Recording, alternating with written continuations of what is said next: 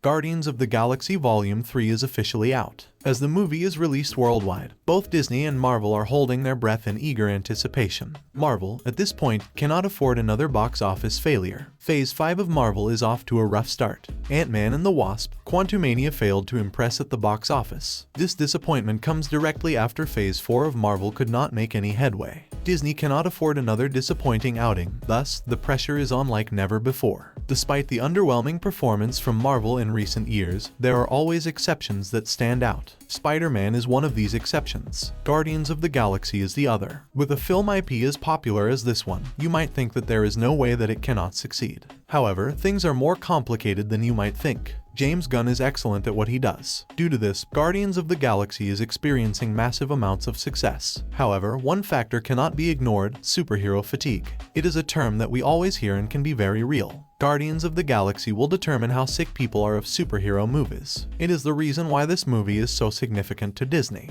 If an IP this immensely popular fails to impress at the box office, it means doom for the rest of Phase 5. Therefore, this film must go on to be highly successful. Anything less is regarded as a failure. Reports of potential box office disasters for Guardians of the Galaxy are everywhere. A couple of weeks ago, rumors started to make the rounds that this film is not trending in the best of directions. However, it is also essential to understand that these are just rumors. These speculations, however, come from a real place. Box office predictions. For a while, the film was predicted to make around $30 million in its opening. However, the popularity of this movie is increasing every day. Box office predictions are taking a massive turn for the better. Box office numbers predict an opening weekend of $250 million.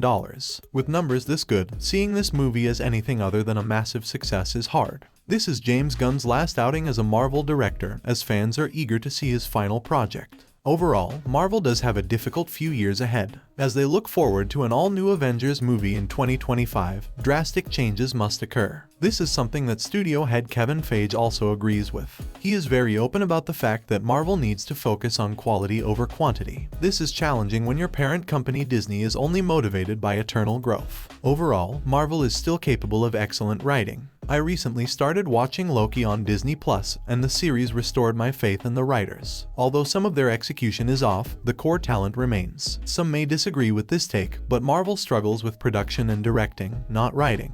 The way they are trying to promote their movies is another big problem. The constant political and social statements are not doing them any favors. As stated, the success of Guardians of the Galaxy is critical to Marvel and Disney for several reasons. Disney is the global leader in superhero movies, and they have enjoyed market dominance for over a decade now. There are currently 31 movies in the Marvel Cinematic Universe, which is an impressive number for a universe that only dates back 15 years. To put this number into further context, James Bond stretches back 60 years and currently stands at 27 films. This also helps you understand why there is so much debate about quantity over quality for Marvel. However, you cannot deny the popularity of these movies for Marvel. With a box office total of $28.77 billion and a total budget of only $6.45 billion, these films are incredibly successful for Marvel. Thus, Marvel will want to keep this momentum up. Guardians of the Galaxy will serve as a guide for Marvel. If this movie succeeds massively at the box office, it will prove that superhero fatigue is not an issue. Instead, it will give Marvel the wake-up call that they need. People are not tired of superheroes. They are just tired of your versions of superheroes. With talented directors and producers, it is still possible to turn this ship around. As stated, the total box office number for the Marvel Cinematic Universe is almost $30 billion. It is worth pointing out that the bulk of this money comes from the first 3 phases. There are only 6 movies within the 4th phase, but they all failed to pull in significant numbers. Their series on Disney Plus during Phase 4 is also a hit and miss. For every Loki, there is a She-Hulk. For every WandaVision, there is a Miss Marvel. What to expect as we prepare for the next Avengers movie is still being determined. We know the Guardians of the Galaxy will not be part of it, at least not the group's current version. Most of the actors in this movie will leave Marvel after the film's release. Zoe Saldana and Dave, who plays Drax, announced they are leaving and won't consider returning for future projects. The only actor that is open to a return is Chris Pratt. He stated that he would return to play Star-Lord in future Marvel projects should the character be won justice. However, having Star-Lord as a standalone superhero might be challenging. With James Gunn and most of the actors not returning, it is safe to say that this is the end of the road for the Guardians as we know them.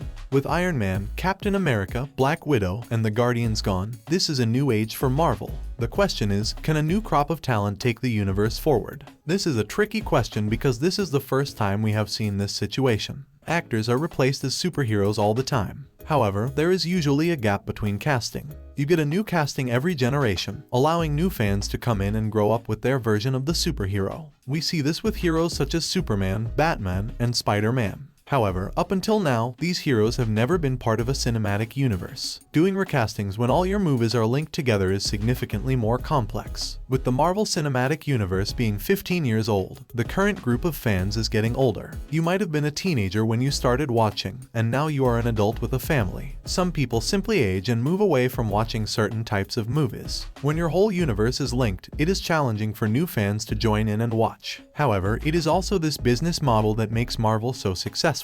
Therefore, I do not see them changing anything.